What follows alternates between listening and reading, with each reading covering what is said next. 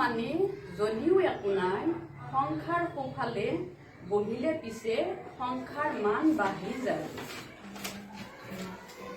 এটি সূৰুজে দিয়ে পোহৰ, আদি গুৰু দুই, সূৰুজ উঠি পোহৰ দিলে নাথাকিবা কি। স্বৰ্গ মৰ্ত্য আৰু পাতালক বোলে তিনি ভুৱন, বছৰেকৰ শেষত বিদ্যালয়ত পাতে চতুৰ্থ মূল্যায়ন। পাঁচখন মহাসাগৰে জলপৃষ্ঠক বুজাই, ছয়টা ঋতুৱে বছৰ, জানা যদি কোনোবাই কোৱা তপৰাই সাতনাম মহাদেশৰ। অষ্ট আচৰিত বস্তু আছে এইখন পৃথিৱীত, তাৰে তাজমহল বনাইছিল শ্বাহজাহানে মমতাজৰ স্মৃতিত।